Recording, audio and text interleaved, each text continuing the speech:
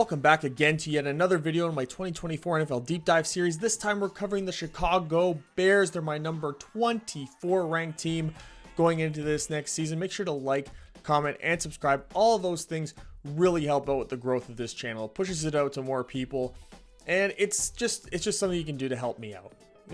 Help me. Thank you. I really appreciate it. Really appreciate you guys being here, even if you think that this is about to be the most ridiculously stupid video of all time. Just ask Buccaneers fans. They really loved that video. They really did. The Chicago Bears are a team that I would say over the last 2 years have done a really good job with the team building aspect. They finessed the hell out of the Carolina Panthers, and they ended up working themselves into having the first overall pick in this draft, getting Caleb Williams from USC, the zestiest quarterback, LGBTQB1. And it was an amazing culmination of what was a really epic and smart trade back. Moving on from Justin Fields, another really smart move by the Bears. It was the right decision. Justin Fields was never going to get you to that next level. It just wasn't going to happen. He was given ample opportunities. They gave him a wide receiver one. The offensive line they gave him last year, not even that bad. Maybe they could have improved a little bit. We saw them go and get Coleman Shelton to up the ante there on that offensive line. They drafted Kieran Amenegedekeji from Yale. He's going to be sort of like a swing tackle at this point in time. Don't be surprised if Braxton Jones maybe kicks into guard, or if Kieran kicks into guard. I think Kieran might be just a little bit too much of a tackle for that to happen, but we'll see how that all works out, because they did have free agency signing last year, big time interior offensive lineman Nate Davis, who absolutely stunk last year. So there is that. They made some really good moves during last season in terms of team building, trading for Montez Sweat, who is like the first player in NFL history to lead two teams in sacks in a single season. He's an edge one, probably like a middle of the pack edge one. We'll get to that aspect and what I think of that defensive line. I think they did a good job bringing back Jalen Jones. I do like that move. Jalen Jones is a true cornerback one, so that really does raise up everybody else. It puts everybody in the right position, because now they have guys developing still underneath that are going to have opportunities to do so without being thrown into the fire, which they probably would have if Jalen Jones decided to go somewhere else. Jalen Johnson. I think that, they brought in Kevin Byard, who I feel is sort of at best a lateral move from what you used to have in Eddie Jackson, who sort of was like a Bears fan favorite for a while there.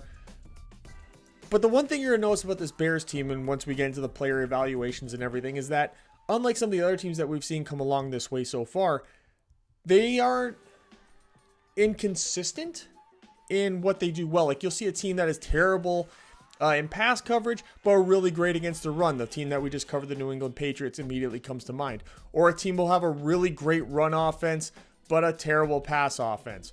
The Bears are sort of they rank sort of the same in both categories in comparison to the rest of the league. And I think that's going to bring at least some balance, at least, to their team. And I think it's going to make them a legitimate threat. I think that their division might be a little too good right now for them to truly get ahead. But I think they've set themselves up for a lot of success. And really, I think the last piece might be what to do with this coaching staff overall. And let's get to that grading right out the gate. So this is my 24th ranked coaching staff overall. And it starts with a guy who has been slowly climbing up my overall head coaching ranking since he got to Chicago. And that's Matt Eberflus. He is got to be considered a top 20 head coach at this point in time, just because this Bears team, I feel, has kind of overachieved to a degree this past season. I would say, they had some real opportunities to do a lot of more damage. They stayed in a lot of games, and just the lack of talent they had on the defense side of the ball for him as a defensive coach to sort of keep everything on track the way that he did, I think is probably why he still has a job. I guess we'll just say that. That was at least something that was recognized by the organization. yeah, they ran the ball well with their previous offensive coordinator and everything, but it just wasn't something. It was because they couldn't throw the ball. I'll say that. It's because they couldn't throw the ball. But now they have Shane Waldron, who's going to come in as my 19th ranked offensive coordinator. It's his first season, so it's pretty high ranking for him. But he was Seattle's offensive coordinator previously. He took over. I believe he took over for Canales, actually. Canales was the quarterback's coach, and he's the one that could be ranked, I guess, as responsible as Canales for the development of, say, Geno Smith. Now, Geno Smith did regress last year without Canales there, so it'll be interesting to see how that sort of works itself out. How much of it was Canales, how much of it was Waldron. It is a good opportunity to bring him in and to bring that Seattle offense to this team, because Caleb Williams, I think, is just such a superior prospect in comparison to, obviously, like Geno Smith, that the execution of that offense that we've seen Seattle run the last couple of years with a quarterback who has really top 5 NFL overall potential.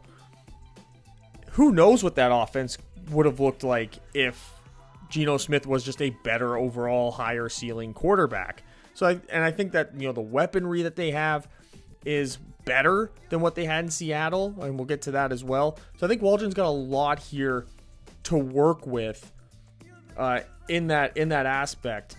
He's also getting Chris Beatty, the wide receivers coach. Thomas Brown is coming over as his offensive passing game coordinator. So this is going to have a huge effect also on Caleb Williams. He came to Chicago with four seasons of NFL coaching experience. The last time that he was in the NFL, he was with the Rams for a while there, part of the offensive coaching staff. He was a running backs coach before. He was an offensive coordinator, a running backs coach at the University of Miami. He coached running backs at Georgia. So he's got an opportunity here to come in and sort of change up his overall role. I mean, when your specialties at running back, to change into more being a passing game coordinator, now your focus is pretty much outside of the running backs altogether. But no shortage of great talent for him to work with. Ryan Griffin's your quarterbacks and wide receivers coach, or assistant to both of those. Kerry Joseph, what a name that is. Former CFL quarterback Kerry Joseph is the quarterback's coach here. That should be interesting, especially because, for those of you that don't know, I'm Canadian. So in the CFL, it's a lot of spread them out and you throw the ball downfield. You're scheming to throw the ball downfield because you only have 3 downs. You have a wider field and you still have to get the 10 yards. So to have him in there, Kerry Joseph was an elite level quarterback in that type of playing style. So to bring that over, that could be a really underrated move for the development of Caleb Williams this season. My issue here is when you get to the defensive coordinator, it's Eric Washington. Under Matt Eberflus, Eberflus, I guess you can say, is the defensive coordinator here. And that Eric Washington's kind of just like running Eberflus's system, I guess you could say. But he was just in Chicago as the defensive coordinator. I think he was defensive coordinator last year when Leslie Frazier left. Worked as like a defensive line coach and whatnot for Buffalo for a while there. He was the assistant head coach as well in Buffalo. But I didn't like the way Buffalo played defense last year. Yeah, they had injuries and all that, but there was just something that just didn't seem right about the Buffalo Bills without that Sean McDermott, Leslie Frazier combination. And that the McDermott-Washington combination just wasn't the same. And I obviously think higher of McDermott than I do of Eberflus, and significantly higher of Leslie Frazier than I do of Eric Washington. So I think we're in for just a lesser version of that. I don't know that he's going to bring a whole lot to help better this defense. His defensive line specialty is going to be an asset, I would say, at least on paper, because outside of Montez Sweat, they are in a position right now where they need to be developing defensive linemen. Outside of Montez Sweat, there's a lot of these weird holes with a lot of these younger guys that they've drafted the last 2 years on that defensive line, and they're going to need work. So you hope that Eberflus can help direct him and guide him in a way that maybe McDermott wasn't able to. And that will help things out. Brian Bing is another big piece to this defensive coaching staff. He's the assistant defensive line coach. He's going to be somebody that really needs to get dialed in. Andre Curtis is your secondaries coach / safeties coach. He's somebody that's going to have to also really get dialed in. I feel like the safety room, not necessarily as great as Bears fans have been used to. They got some interesting coach. They got like a nickelback coach, not to be confused with the band. So that's an interesting addition. Travis Smith is their defensive line coach in general. So he's those two are gonna have to really work together here. It's his third year as the defensive line coach with the Bears, though. So that is a bit of a concern here because we haven't really seen high-level development from defensive linemen in Chicago the last couple of years. They sort of get these high-level guys like Montez Sweat, for example, and all that, who then come out and perform just because they're great players. You could make the argument that Smith is the reason why Max Crosby was so good. He was somebody that worked really closely with Max Crosby in 2020, in particular, when Max Crosby broke out. And then the very next year, Max Crosby made the Pro Bowl and everything. So you could argue that if he gets that kind of chemistry with somebody on this defensive line, that it could lead to really great things. And I don't think that's out of the question. I look at somebody like Austin Booker, for example, who they traded a pick in this next year's draft just to take him this year. He came out a little bit early. A lot of people suggested he maybe stay in school for one more year. He wanted to come out, and the Bears basically used the pick in next year's draft to get him now, to give him that extra year of NFL development. So maybe it's Austin Booker who takes up that mantle, and that's the next guy that gets taken under his wing and becomes an actual Pro Bowler. I think that would be their hope here. And they have Washington also a defensive line guy, so that combination in there, you are hoping that that combination is going to lead to significant development of your defensive line players. But to be determined at this point. I don't know that this coaching staff could be any higher than maybe 20th if we do get some quality from Eric Washington here and his defensive staff. But I don't think 24th is the worst position for this team to be in, based upon the fact that just 2 years ago they were the worst team in the NFL, and they still have the same head coach from that season. So there is that, but still, I think it's a decent coaching staff for a team. It's okay. It's not bottom tier. Now let's get to the player grades here, and we'll start with their quarterback. He's coming as the 19th ranked quarterback in the NFL. It's the number 1 overall pick in this past draft, Caleb Williams from USC. What is there to say really about him? Now, he gets an 83 grade coming in, 19th in the league.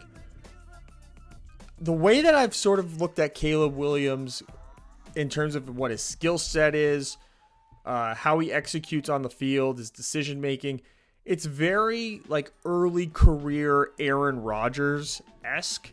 Like that would be my pro comp for him, would be that 2008 version of Aaron Rodgers, where he first got on the field, 2007, 2008, where he was somebody who would drop back, would make good decisions, really accurate with the football, nice quick release, top level arm strength, But what Caleb Williams is also going to bring is something that Aaron Rodgers brought early on in his career as well, that sort of faded away as he aged, got more comfortable as a pocket passer, reading defenses, making line adjustments, and that's being a run threat. And he's actually going to come in tied for 8th in the league for me in terms of quarterback run threat.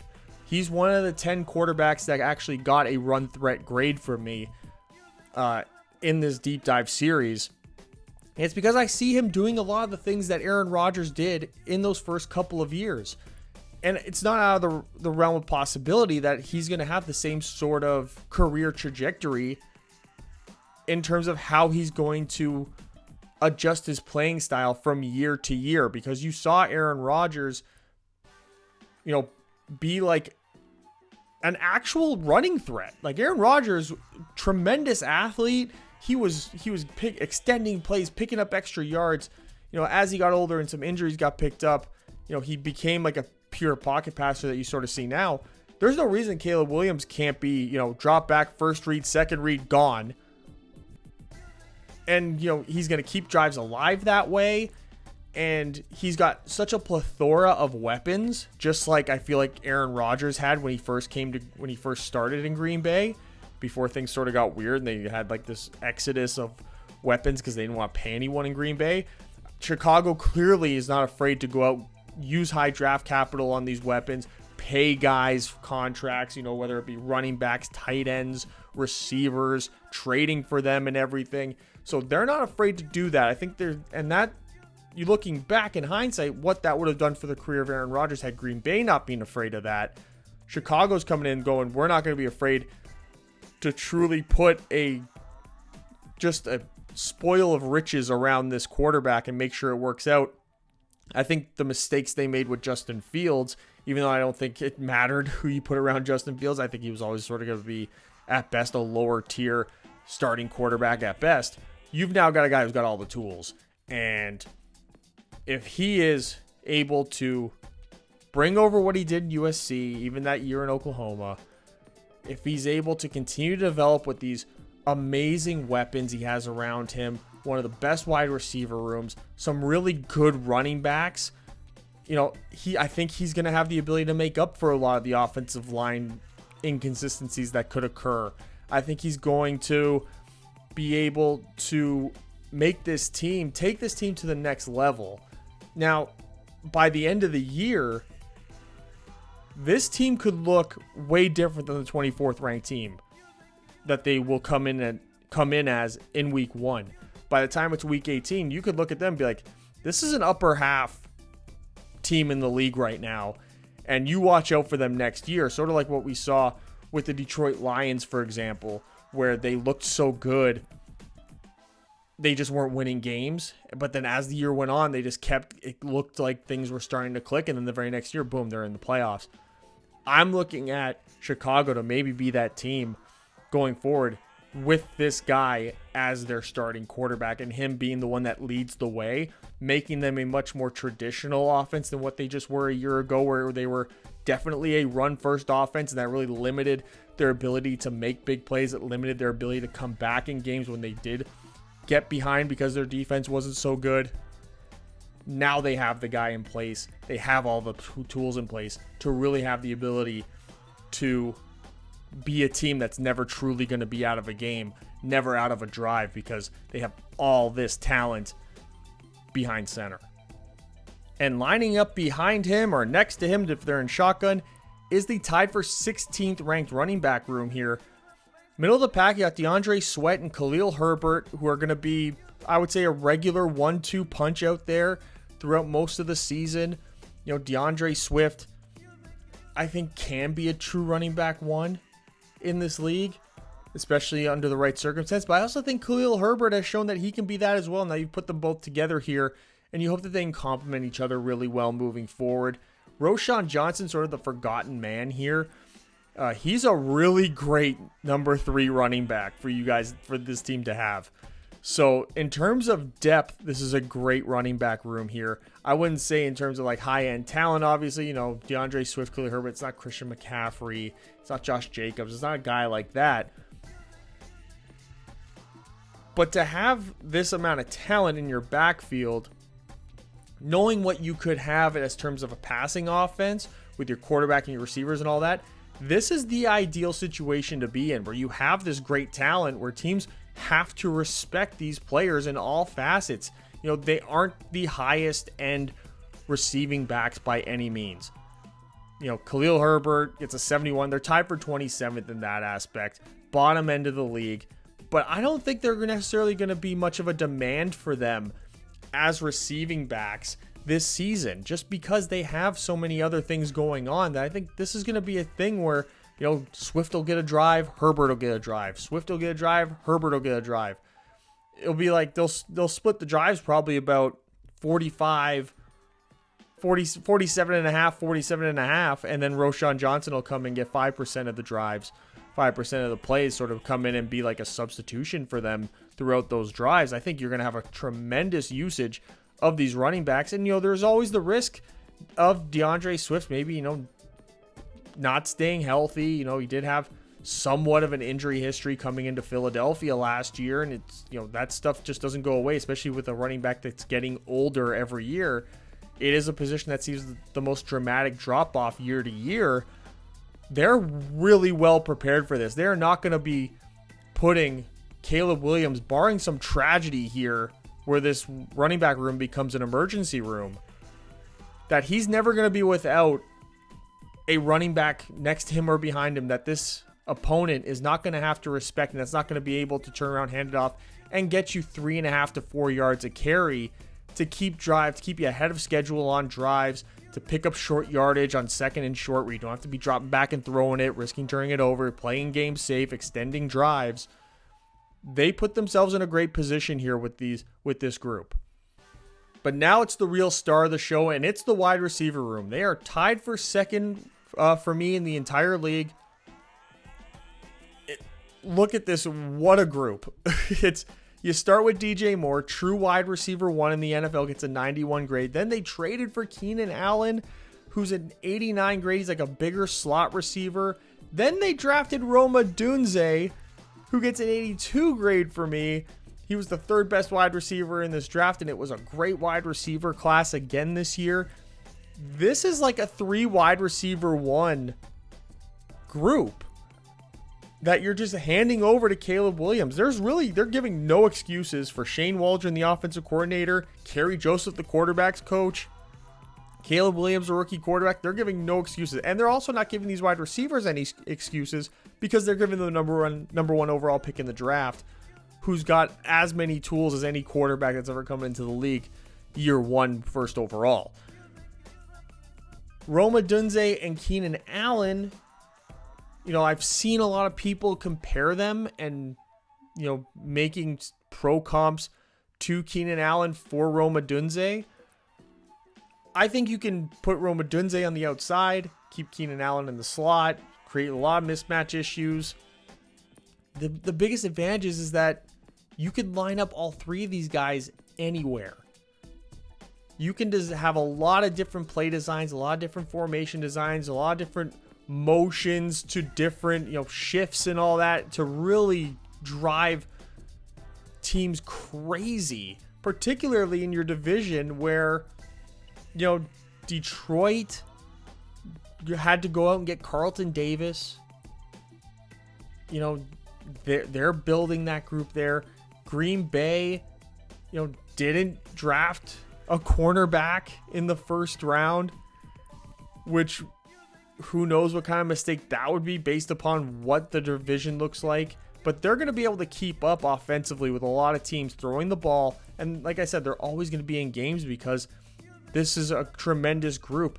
They even got Tyler Scott and Colin Johnson, who I think are good depth pieces for, you know, outside receivers. Velus Jones, who they drafted in the 3rd round a couple years ago, hasn't really been anything. He was always drafted to be sort of this gadget type player. So he will have a role out there. I think Shane Waldron will find something for him. Just a matter of how much action he's actually going to get when there's so many mouths to feed here. But maybe he'll get like two touches a game where, you know, they'll work some screens or whatever, or reverse, something like that. Just so he can use his athleticism, get a big play, come off the field, but I don't know that there's going to be so much for him, even though his skill set is unique enough that he probably will make the team. Maybe kick returner is in his future here, even though they have Dante Pettis. I think that they'll go with the youth of it all and not keep Dante Pettis over Velus Jones. I could be mistaken. Velus Jones can completely stink, but I think that that would be the best case scenarios. They keep those 6, and then Odiu Hilaire is a rookie, finds his way into the practice squad type of a deal. But it doesn't really end there with the wide receiver room, because you go to the tight ends, they have the 14th best tight end in the league, Cole Kmet, who goes from being probably your number 2 option, maybe number 3 option, to now he's like at best your number 4 option. And that's one hell of a place to be, considering he's in, I would say, the upper half of the league, at least in terms of being a tight end.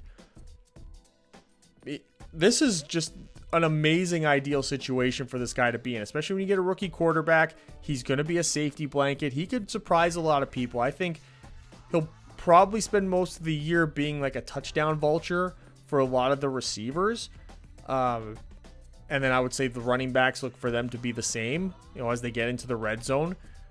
Teams will start to lock down those receivers a lot harder, but don't sleep on Gerald Everett either as a tight end too, to come in those passing situations as well, changing up the personnel, creating a bunch of issues, giving guys breaths. They got a library's worth of weapons here. That's just, there's really no excuse. I put Kari Blasingame sort of in there, tight end / fullback. You'll see him like H-back type of a thing. Probably only see him in short yardage situations as more of a fullback. He doesn't bring anything really to the passing game. He might block every now and then, but there's really no need to go to mass protection. You have way too many weapons. You want them on the field. You want to have as many guys running routes as possible, and you're going to have 4 really great guys. And you put defenses in a position now where, who do you cover? Who do you double? You can't double DJ Moore. So it's creating a lot of one-on-one situations, which means they're probably going to have to start playing a lot of zone. So defenses are going to have to get really exotic with their zones and their zone disguises. But man, if Caleb Williams studies well and they figure something out here, and they can figure out team zone coverages and all that, their zone combinations throughout a game, throughout a week in the lead up, this offense could put up a lot of points. And Caleb Williams could be staring down a lot of rookie passing records going in towards the end of the season. Now, the main concern for the passing offense is the pass blocking.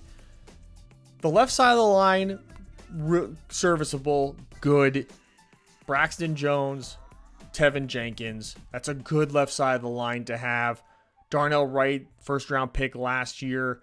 You want to see him develop further. I think he's still a solid lineman who's going to have the chance to continue to develop. Coleman Shelton was brought in, but pass blocking is not really his high-end skill set here. Nate Davis is coming in as a huge disappointment. This is like a make or break scenario for Nate Davis, who came in as a free agent from the Tennessee Titans, who looked like he was the best interior offensive lineman as a free agent with that year. Bears ended up getting him. There was a lot of excitement around it, and it just didn't pan out last year at all. He was friggin' terrible when he was on the field. They did put some depth behind all this, where it's going to be a short leash, I think, for him. Kieran Amagadeji, tackle. He's a 70 pass blocker. Aviante Collins is a veteran. He's a pretty good pass blocker as well. Can he kick into guard? That's the question with both of them, though. Can either one kick into guard if you need him to? If Nate Davis completely continues to struggle, Matt Pryor and Ryan Bates are like quintessential, backup guards. Could they end up seeing the field? Could Ryan Bates in particular maybe end up seeing the field because of struggles of Nate Davis?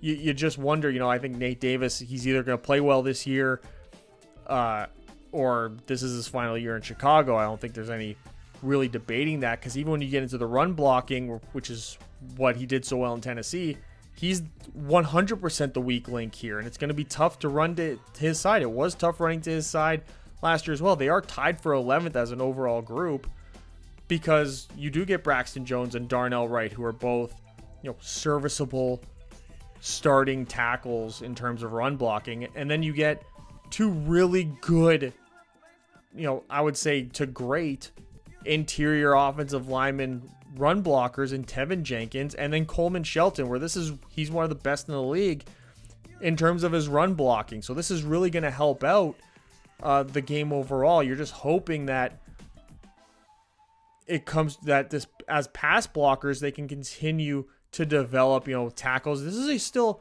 those Braxton Jones, Darnell Wright, very young players. These are young tackles starting. Tevin Jenkins, hasn't been in the league that long either. I think he got drafted in 2020.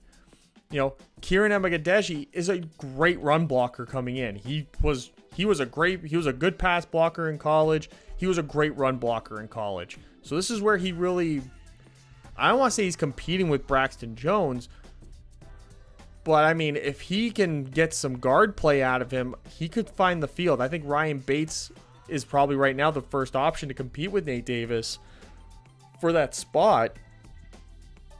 But I think they got some interesting pieces here where they could improve their offensive line, either through Nate Davis playing better or just replacing him with somebody else who might just be more consistent and more reliable.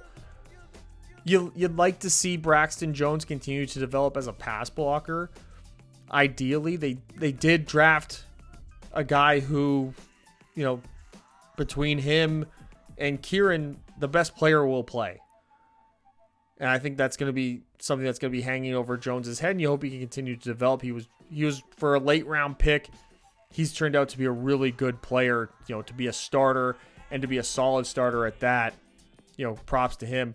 Tevin Jenkins, you hope he develops as a pass blocker further. You're getting a great run blocker there on the interior once he's changed positions to be a guard after being a tackle at Oregon State. Coleman Shelton, though, is really the anchor of this offensive line. If he can get, middle of the pack center play at pass blocking and continue his dominance in the run game, I wouldn't have too many concerns about this offensive line overall. You do just the pass blocking aspect, especially when you're playing teams that, a team like the Bears who have a really good interior group, or the Packers who have a lot of depth across their interior defensive line, just waiting for that somebody to be a big time breakout star, Kenny Clark to get back to where he was at. It could be a long season of collapsing pockets and then make the job of these tackles a lot more difficult, and that could be something that drags down the entire quality of the offensive line.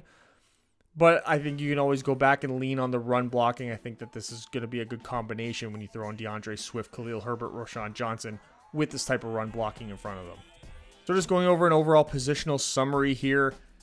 Again, the pass blocking is really the weak point of the passing game coming into this season. But they do have enough depth that, they got at least one good tackle. He is a rookie, so you don't quite know what you got. But Aviante Collins is a veteran. He's a reliable backup as well. You like Ryan Bates as a backup. In the run game, the wide receiver and tight end blocking, it's a C. Middle of the pack, not great, but not terrible. It's serviceable. It's just about what you need minimum. So it doesn't take away from your running game by any means. But I think they've done a really good job of building up this offense with a mixture of youth and veterans. They're going to have a chance to, the youth is going to have a chance to grow together with a lot of veterans surrounding them, where the pressure of developing quickly, I think, is not so much present as it would be in other situations on other teams. So this is what I was talking about during the intro, is that, 16th ranked pass offense, 17th ranked rush offense. Like, they're right there. They're both kind of the same overall 17th ranked offense going into this season.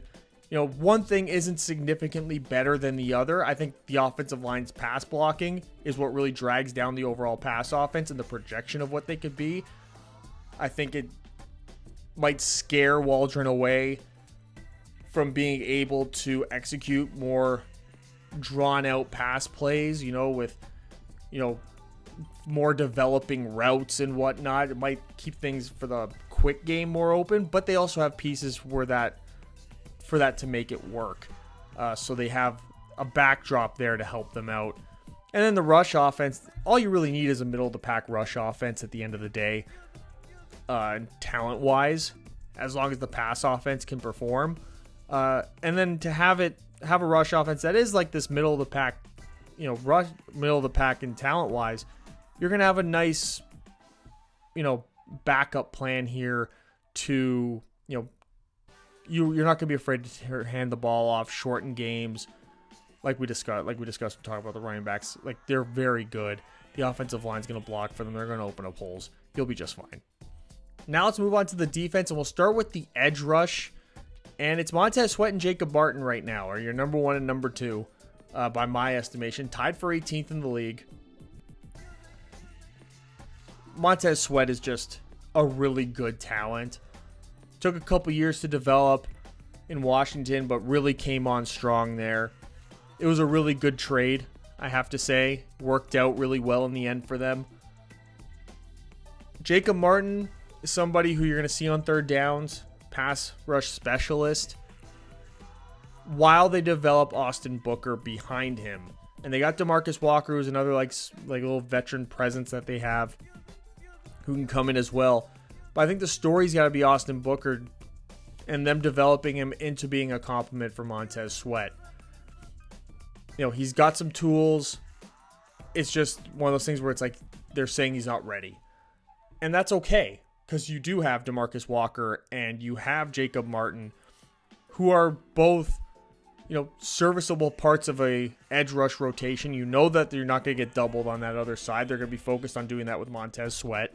So there is an advantage to that. And I think that can open up a lot of opportunities for these guys, especially when you get a guy like Montez Sweat. All you got to do is hope that they stay disciplined on the other side, let quarterbacks run into sacks, and just make sure that edge is nice and sealed. Don't let quarterbacks escape the pocket.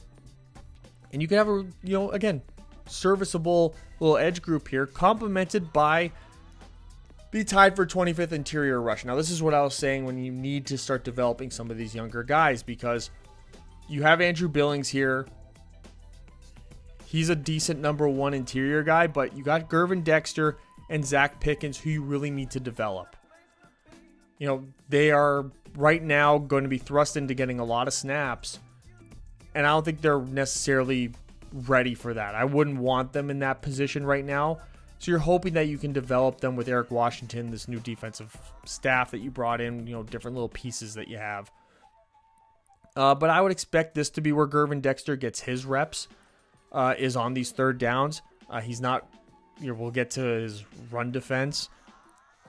But overall, you get tied for 18th, tied for 25th. It is a lower end of the league front four, but it's got a lot of potential because you do have Montez Sweat and you do have Andrew Billings. So if you get these young guys, Pickens, Dexter, Austin Booker, if he can, these guys can move forward throughout the year, it'll raise up the overall quality of this edge rush, and it could make them, maybe a top 15 edge rush group, and then like a top 20 interior rush group, and then that's pretty good. That's a pretty good group to have that you can continue to develop moving forward.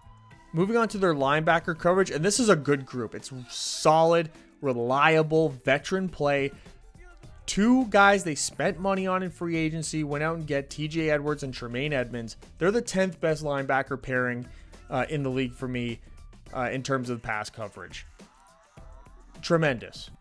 It was a tremendously smart investment in hindsight, because you're getting this type of quality from these guys. And then you have Noah Sewell, who you drafted last year, who fell out of favor with a lot of people because of some bad workouts, didn't really step up his last year at Oregon.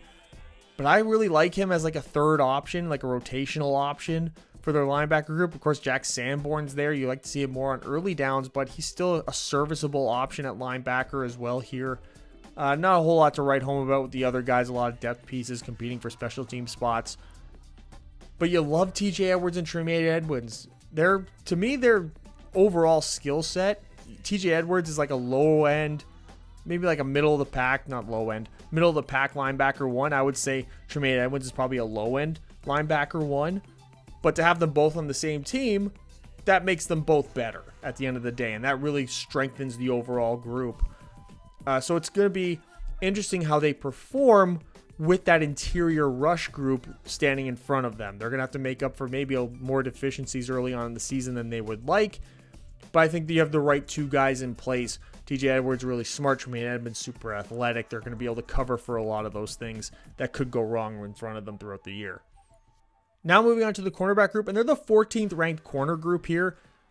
True cornerback 1, Jalen Johnson. Sorry for calling him Jalen Jones so much in the intro. Jalen Johnson got paid. Should have gotten paid. Good for him. He's a legit cornerback 1. And that helps out the other guys around him. Kyler Gordon, still young. Seems like he's been in the league forever. He hasn't. He's a really good slot corner to have in here. Continue to develop him. Tyreek Stevenson, who they drafted last year. He was sort of drafted the same way Austin Booker was drafted, where it's like, man, if he just stayed in school one more year, maybe it would be a huge difference maker for him. Maybe he'd be a first-round pick. You know, for Tyreek Stevenson, maybe he'd be a first-round pick if he stayed in school one more year. For Austin Booker, maybe he'd be like a early second-round pick if he just stayed in school 1 year longer. It didn't work out that way for either one, but the Bears got them a year ahead of time. Now you're hoping Tyreek Stevenson can continue to grow. He did have some real bonehead moments in his rookie season, but you expect that out of a rookie corner. What he did also have as a rookie corner were some pretty damn good moments. So you're hoping that you can coach away the bonehead plays and keep the quality plays that he was making as well last year. Again, good enough for the 14th group. Now, if Jalen Johnson wasn't there, this group would be looked at a whole lot differently. They'd probably be a bottom 5 group in the whole league, just because guys would be playing out of what their role should be. Even though Terrell Smith is some quality depth. You know, you can play him in a pinch, you know, in those dime situations. Greg Stroman's a veteran presence. They got Reddy Stewart, rookie. Jalen Jones, who I kept saying, because I knew Jalen Jones was on this team as well, so, you know, so sue me. I think he can continue to develop, hopefully, into something. You know, he sort of bounced around already in the league, which, not the best sign. But, you know, I think he can still be a developmental piece for them moving forward, especially maybe if, you know, Greg Stroman, they're like, hey, he's a little old and we'd rather give those reps to Jalen Jones and let him develop. I could see that happening by the end of training camp. Then when you get to the safety room, this is where I'm sort of just out of favor with them in general. Tied for 29th. Kevin Byard and Jaquan Brisker. I love Jaquan Brisker on early downs. I like him as like an 8th man in the box type. But he was never going to be a replacement for Eddie Jackson. That's why they go out and get Kevin Byard, who's sort of like there was like a similarity at one point in their career. I think the similarity of them now is that they're both kind of washed.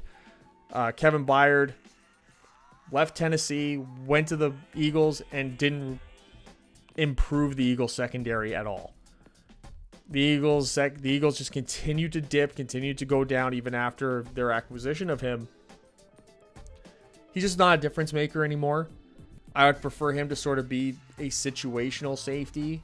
I think he still has it in the run game just because, you know, the IQ doesn't go away. But I think just overall, I think just a half a step slower. His instincts are about half a step behind where they used to be. And I think that's going to drag them down. You hope Jaquan Brisker can develop in this aspect of his game. I think he's done really well in other aspects. They don't really have any depth, though, either. So, like, this is a real weakness of this defense. So, it's something to watch throughout the year. Now, moving on to the run defense. We'll start with the edge room. This is where Austin Booker, for me, gets on the field. This is a good spot to put him in. Put him in on first down. And, you know, let him just get used to NFL speed. Let him get some NFL reps. Because you also don't really have anyone else who has his sort of body type and his tenacity and whatnot. You know, the other rookie, Jamri Kamra, maybe. Khalid Kareem has a history of being really good against the run. You know, not so much last year. But he does have a history of that. Montez Sweat, you know, obviously not nearly as good against the run.